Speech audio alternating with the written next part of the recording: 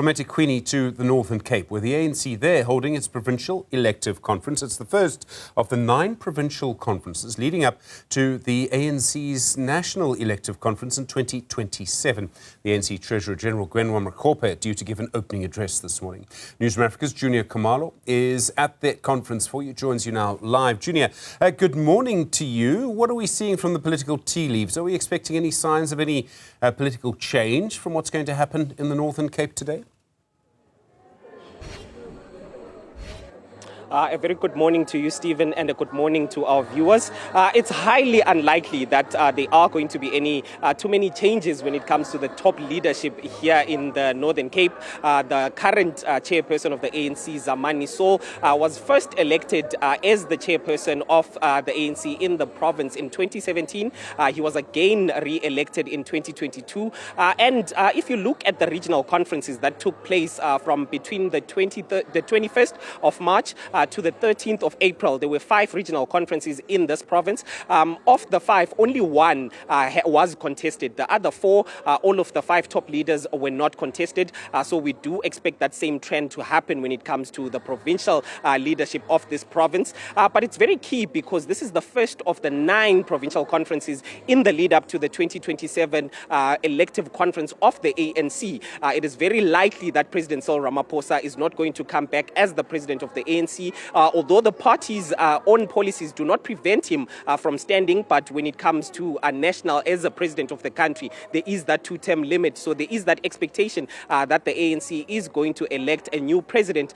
So this leadership that is going to be elected here in the province is likely to endorse that person who is going to replace the president. In 2017, we know that this very province was one of the first provinces actually to endorse President Cyril Ramaphosa as its preferred candidate. But right now, joining me, Stephen, is the Secretary of the province. Let's start here, Secretary. Thank you so much for joining us, and thank you for your patience. The start of this provincial conference basically marks the end of this current term of leadership.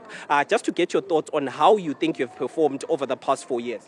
I think I should start by indicating that it's not 4 out of the 5. All 5 regional conferences were not contested. But then over the 4 years, we had the good things and bad things. It's actually a mixture.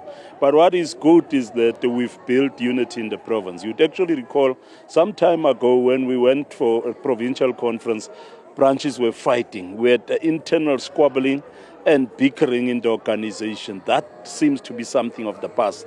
Branches are now cooperating. We had many challenges in the organization. For instance, we had gatekeeping where other comrades have felt that some comrades can be part of the organization and others should not be part.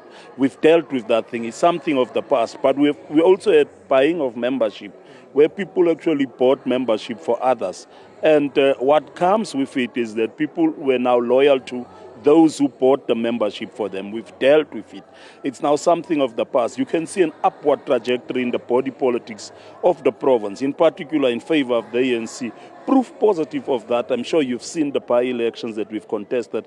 Over the period, we've contested 16 by-elections, but we lost only 3. The other 13, the ANC actually won convincingly in all the areas. So you can see that there's a semblance of unity. As we speak, even in this provincial conference, chances are that you might not get contestation even here, because that's what we saw in the regional conferences that happened.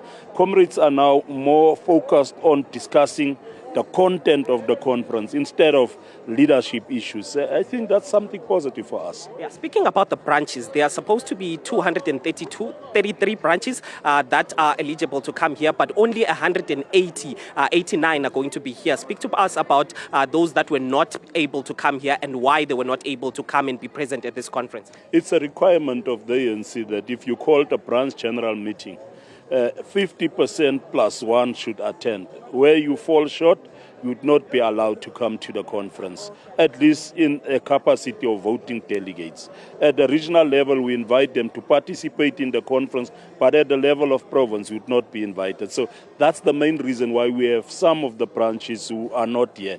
They could not actually meet the minimum threshold of 50 plus 1, and as a result, they were disqualified because we have stringent processes that we implement as we prepare for conferences. Okay. Thank you so much. That is the Provincial Secretary, Deshi Nxaka, basically talking about this conference that is going to be kicking off. It was supposed to start at 9 o'clock, but we are expecting a keynote address from the Treasurer General of the ANC, Gwen Ramokgopa. The closing address on Thursday is expected to be delivered by Fikile Mbalula, the ANC Secretary of the ANC. He is one of those individuals that are actually said to be very interested in the presidential position.